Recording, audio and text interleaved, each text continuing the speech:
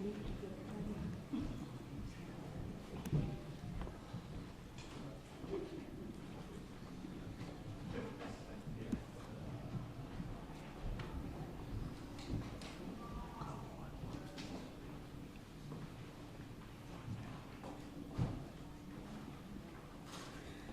morning, everyone. Thank you for being here today. My name is Katrina Thompson, and I am the mayor of the Village of Broadview.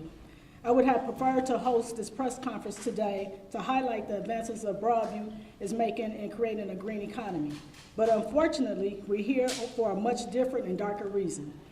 The relentless deployment of tear gas, pepper spray, mace, rubber bullets in the vicinity of the United States Immigration Center and Customs Enforcement Processing Center in the Village of Broadview is endangering nearby village residents and harming Broadview Police Department, Broadview firefighters, and American citizens exercising their First Amendment rights.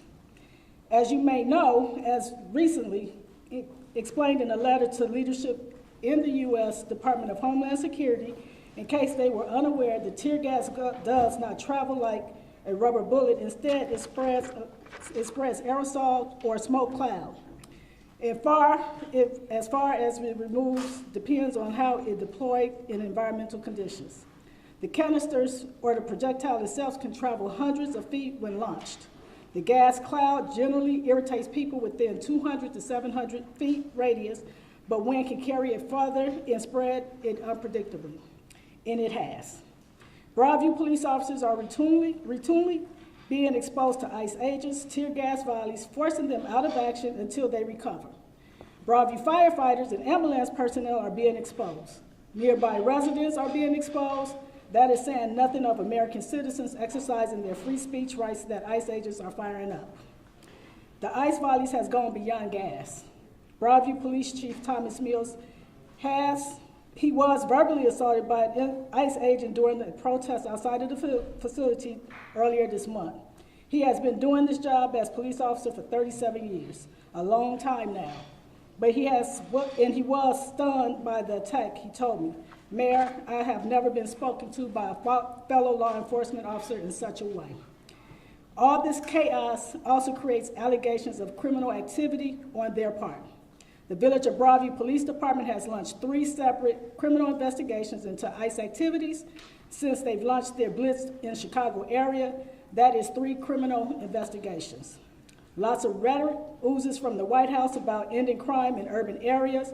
Well, from where I sit, ICE has generated criminal activity in Broadview. The Broadview Police Department has officially asked for the full cooperation of the U.S. Department of Homeland Security into our criminal investigations, and we expect their cooperation. Additionally, I want to address head-on Department of Homeland Security claims that multiple calls for assistance have been placed to the Broadview Police Department by the leadership of the ICE facility, and that calls have gone unanswered. The department has made claims in press release on September 26, a letter from acting ICE director to me. They are false. The press release assertions are false.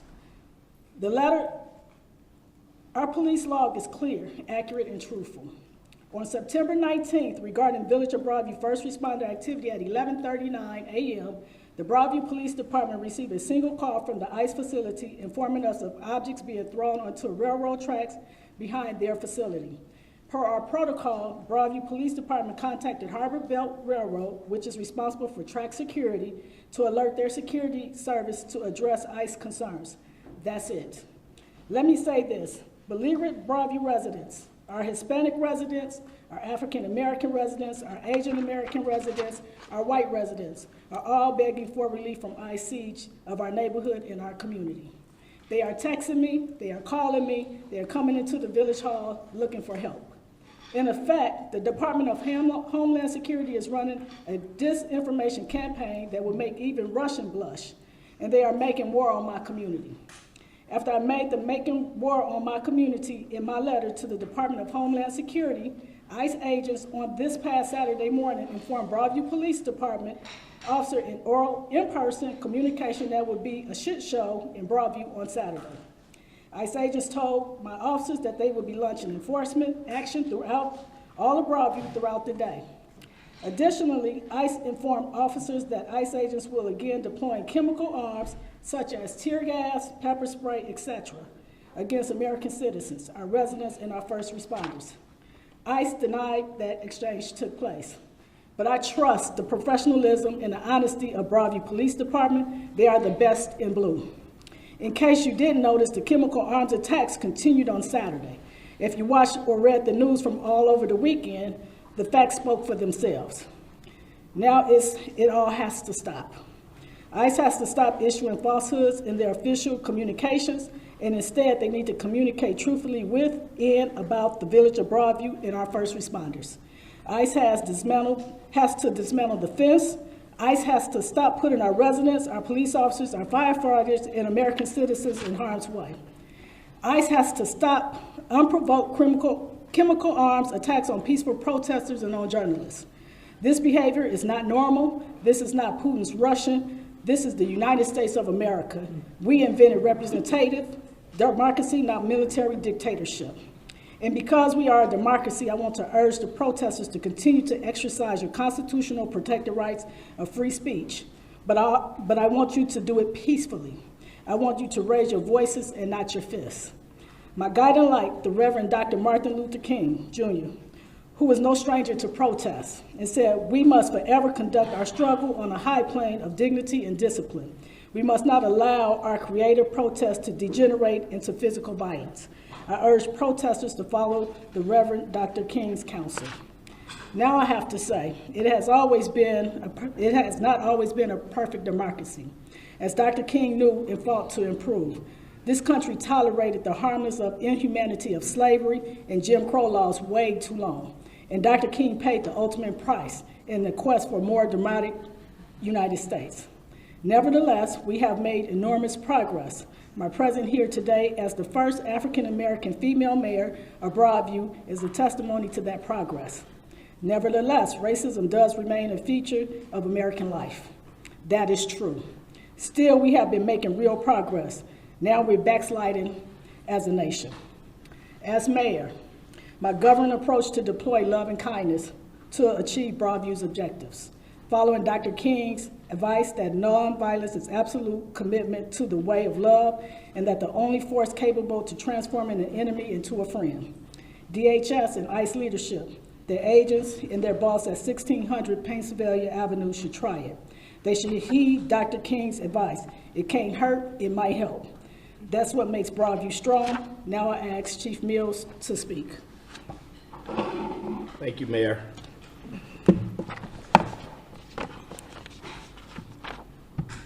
Good morning. My name is Thomas Mills. I am the Chief of Police for the Village of Broadview. We are experiencing an immediate public safety crisis. The deployment of tear gas, pepper spray, mace, and rubber bullets by ICE near the processing center in the Village of Broadview is creating a dangerous situation for the community and all first responders. Broadview residents, police officers, and firefighters, paramedics are being exposed to these agents. Our own Broadview police are routinely being exposed to ICE tear gas, forcing them out for an amount of time so they can decontaminate, get their breath, clear their eyes, which takes them out of service. The use of these weapons is directly harming Broadview's first responders. Currently, the Broadview Police Department has launched 3 separate criminal investigations into ICE activities since the Midway Blitz began in the Chicago area. We have requested the full cooperation of the U.S. Department of Homeland Security in these investigations, and we expect that cooperation to happen. As a longtime police officer, 37 years, I was verbally assaulted on September 12th while being on the scene, ensuring everyone's rights, First Amendment rights, were protected, as well as property. The ICE agents were doing their operation. Our officer was there, and one of the agents basically told me that I was a fascist and was not doing my job. Neither was my officers. I was offended because in my 37 years working with the Chicago Police Department, I've worked with a lot of federal agencies on criminal investigations. That has never happened.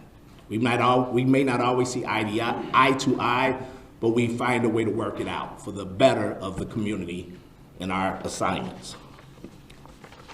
There's a lot of false claims and lack of communication. DHS claims that the Broadview Police Department has received and unanswered multiple calls for assistance from the ICE facility. That is totally false. Our message from the very beginning, we will respond to all calls for service. We have multiple businesses directly next to the ICE facility. And those businesses are key components in the village of Broadview and our livelihood, and they deserve the best service. So again, those statements are false. We respond to every call for service. On September 9th, as an example, as the mayor mentioned, we received only a single call from the facility about objects on the railroad tracks. We did respond, but we also contacted the Harbor Belt Railroad, who has their own police department, and they sent people. Nothing happened. This past Saturday, Friday was a very busy day over there. We had to initiate 2 ILEAS call-outs.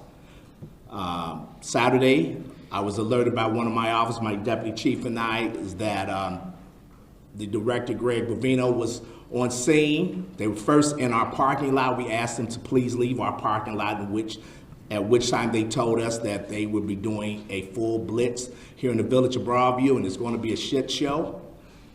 And also, they will be deploying more gas, tear gas and pellets in and around the facility at the demonstrators.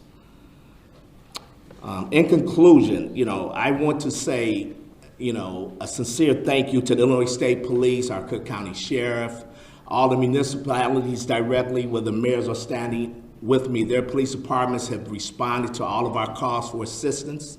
We are still doing mutual aid requests.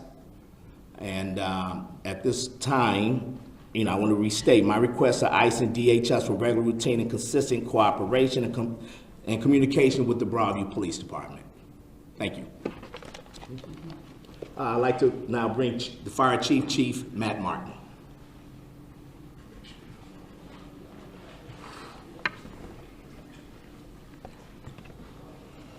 Good morning, everyone. Good morning.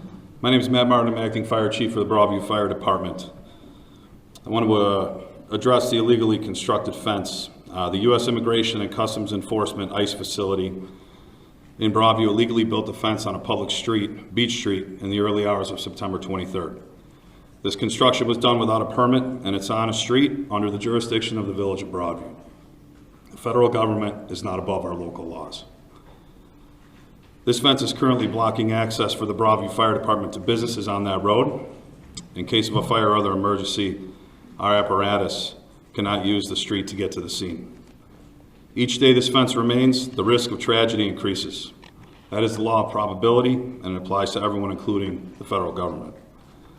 Broadview Fire Department immediately reached out in formal communication to the U.S. Department of Homeland Security on September 23rd, demanding the fence be removed. The U.S. Department of Homeland Security has failed to respond officially to those demands. This is a clear defiance of local law and an unacceptable disregard for public safety. Our demand is clear. We restate our demand to the U.S. Department of Homeland Security, follow the law, and remove the fence immediately. Our personnel have been responding to emergency calls during protests, providing first aid, and transporting people to the hospital.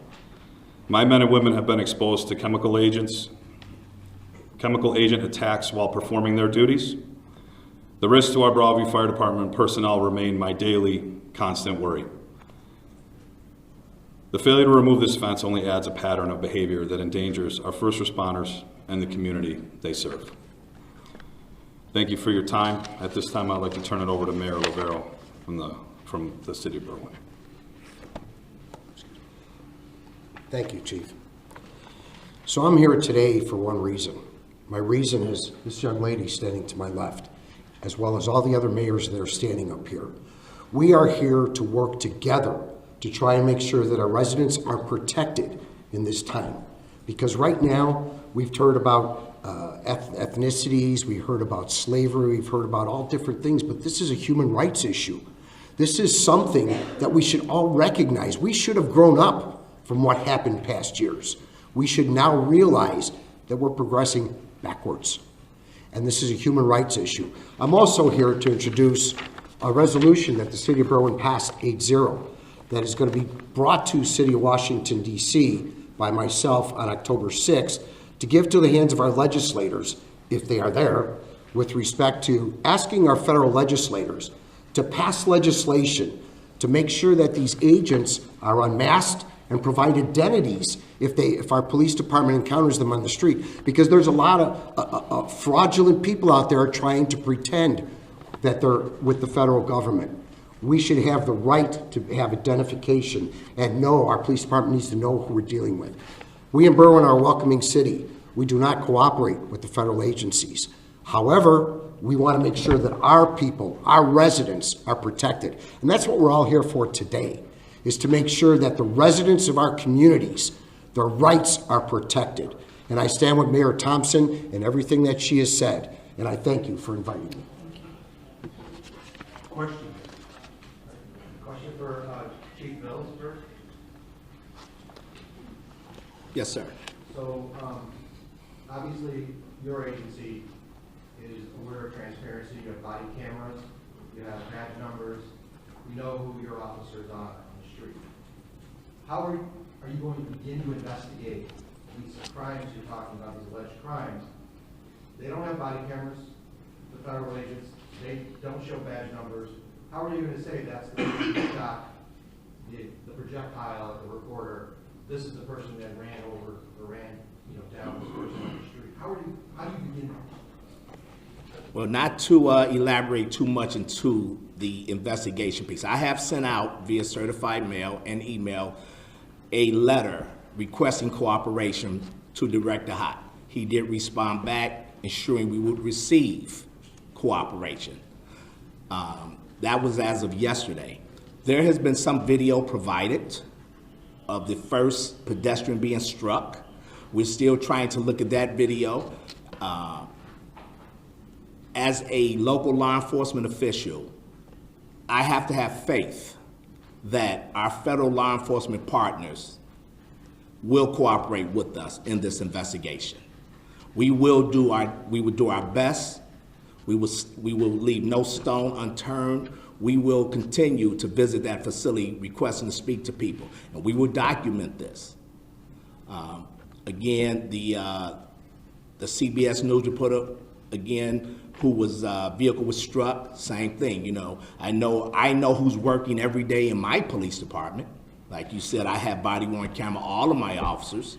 They should have a log of who's working in there. So we just gotta hope, and I'm hoping, that they'll be truthful and transparent in providing the information. What was your reaction when you found out that our reporter from CBS was struck? Well, with all of the use of them deploying gas and pellets, I wasn't surprised. When the first pedestrian was struck, my officers, they called me, they notified my deputy chief, who notified me. We formulated plans. I gave the hard decision to tell my officers to go to that gate, try to find out, try to gather, because there was some video being shared by people that was out with the young man who was struck. And while they were out there, they started deploying gas at demonstrators, and my officers called me, and they were literally choking, trying to explain to me and give me a notification. I had to tell them, get to a safe space. So again, I'm not totally shocked, but I'm very disappointed, especially when they saw our officers, the people they have staged on the roof. They saw our officers. We have total uniforms on, like you said, and for them to still disperse those type of chemical agents is very disappointing. Mayor Thompson, we now know, of course, from Governor Pritzker that the federal government is seeking to send troops. Partly their reasoning is because of what happened Saturday, of course, at the processing facility. Have you been informed about federal troops arriving in Broadview, and what is your reaction to that possibility, I guess? So Governor Pritzker did brief us yesterday on the agents coming to town. We don't want them here. That's how I feel. We don't need their enforcement of taking basic rights away from people that's generally just protesting peacefully.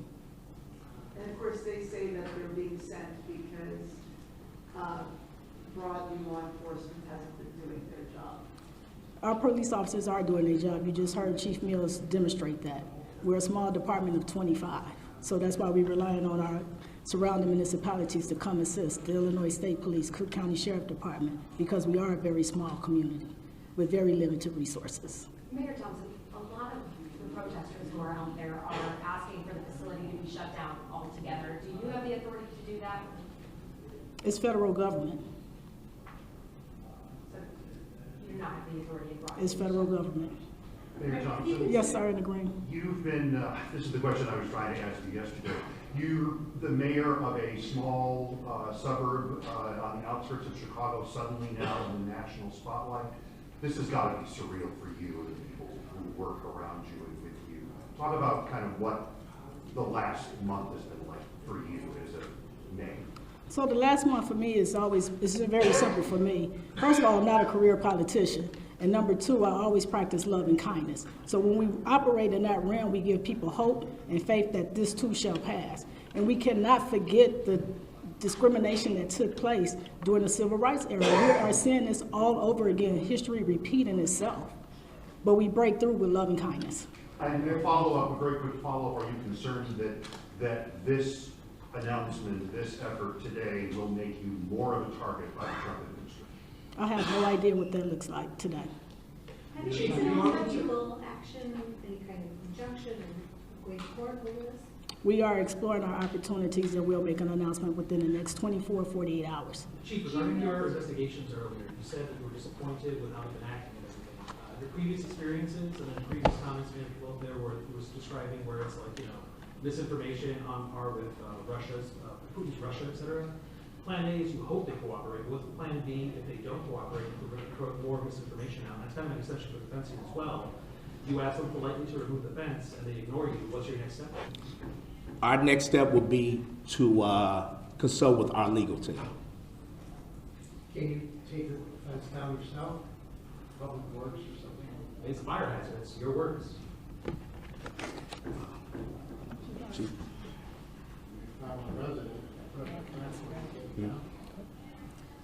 We're exploring all of our all of our options at this time regarding the fence. Chief Mills, and for you, sir, or anyone who wants to take it, would you have ever expected to be at odds with federal law enforcement in this way? And how are you preparing rank and file officers to go out and respond at the detention facility in terms of how to interact with ICE and what to expect? Thank you for that question. This is a very young department. Majority of my officers, this is their first time in law enforcement. They're shell-shocked here. In my experience, I've never experienced this. Like I said, I've been on multiple federal task forces in my career with the city of Chicago, the Chicago Police Department. Nothing but great relationships. The only thing I can kind of refer back for look at Charles Peanut Tillman, who had a successful football career with the Chicago Bears, probably a Hall of Famer at some point, who retired, became an FBI agent. He worked on teams that was under my command in the Criminal Networks Group, and he just recently resigned from the FBI as he is not happy with the direction of that agency and how they're moving forward. So again, it's very hard on my officers. We are constantly having communication. We had my deputy chief had a staff meeting with our people this morning. We're having multiple calls with our law enforcement partners from the state police, Cook County, IEMA.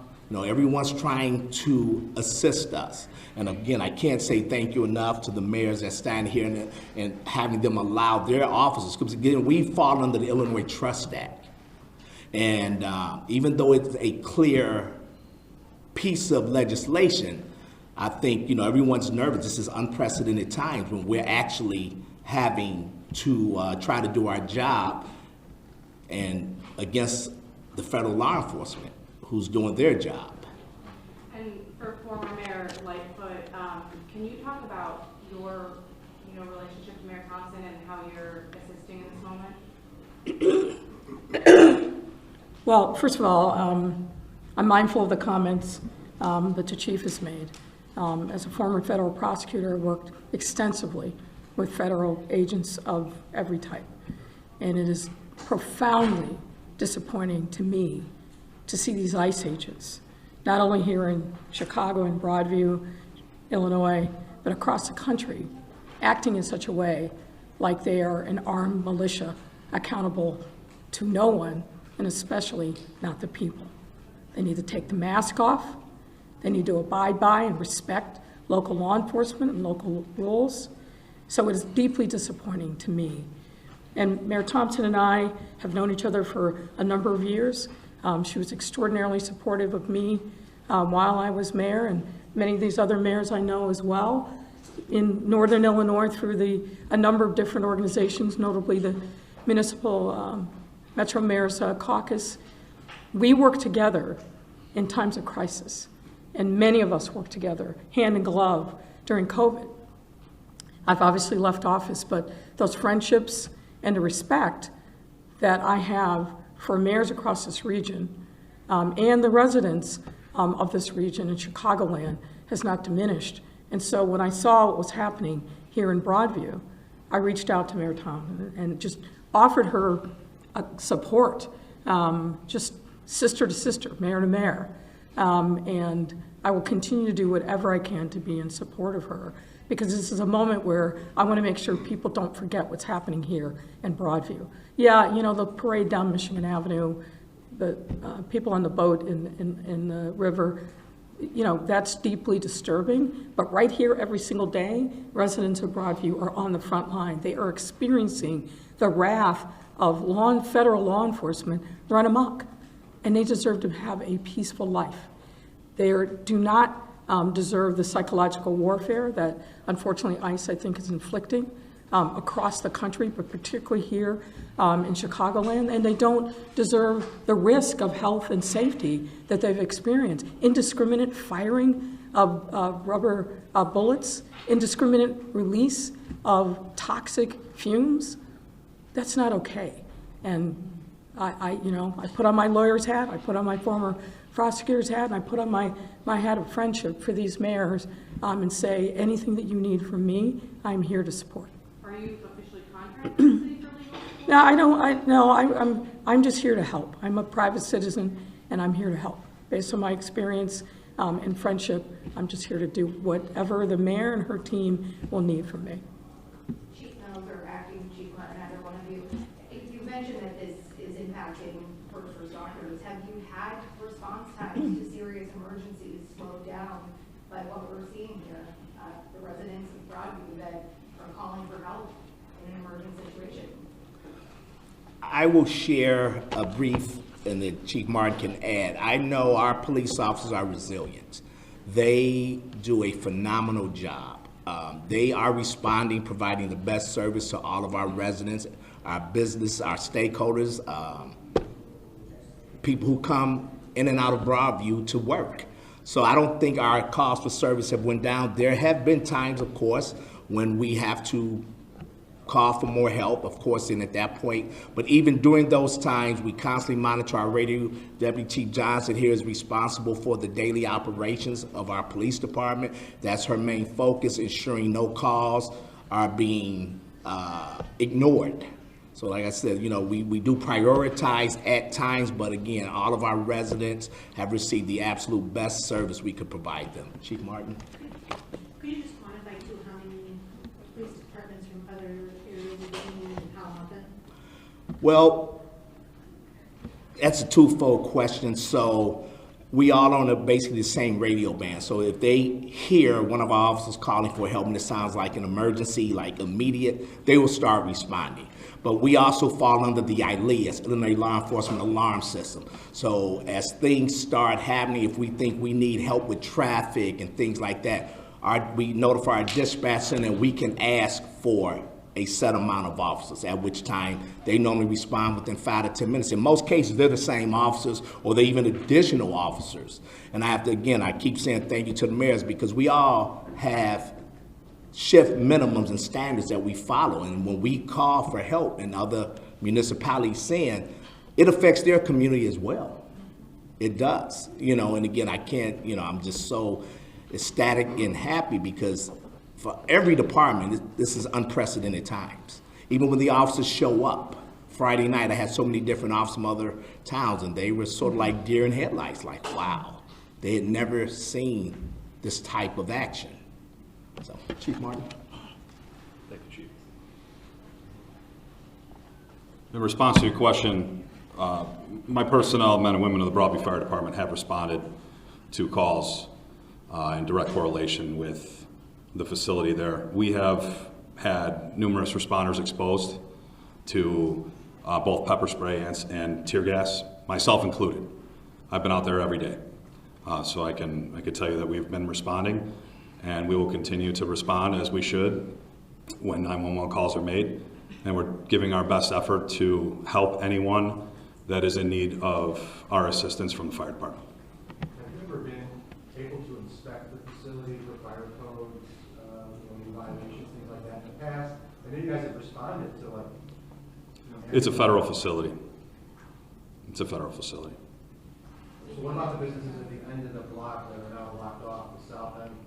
I noticed that rolling gate in that parking lot to the south and east, behind that, the Orchid business or whatever, but is that how you guys have to get in now? And also, quickly, Chief Mills, are you able to get back in there?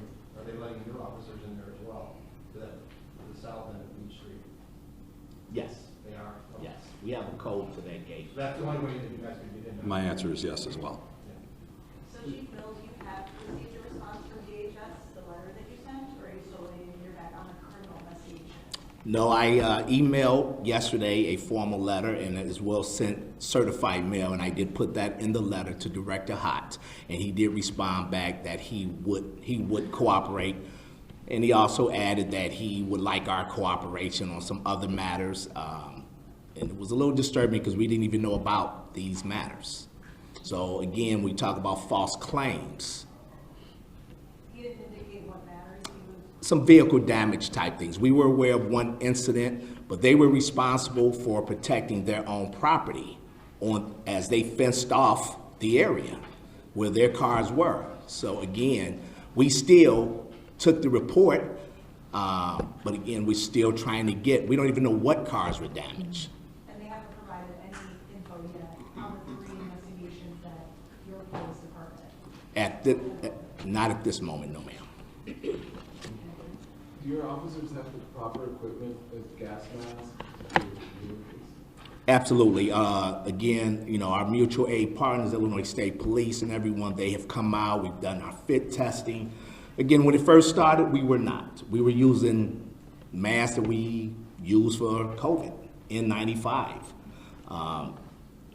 But since then, like I said, the response to the assistance we've received has been phenomenal. All of our officers are equipped. But again, once that gas is deployed, it still gets on your skin. It burns. We don't have all PPE because, again, we have cameras. We want to record everything.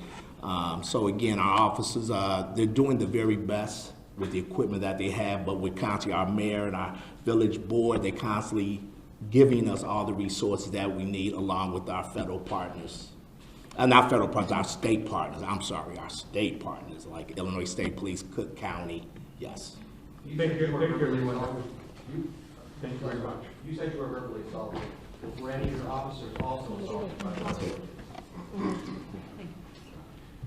If you have any questions for the other mayors after the chief responds, they'll be here. I can't answer that. Like I said, there's a lot of back and forth, but again, they're doing a great job. Again, like I said, I received it. I was right there, and it was just shocking. So, okay, thank you.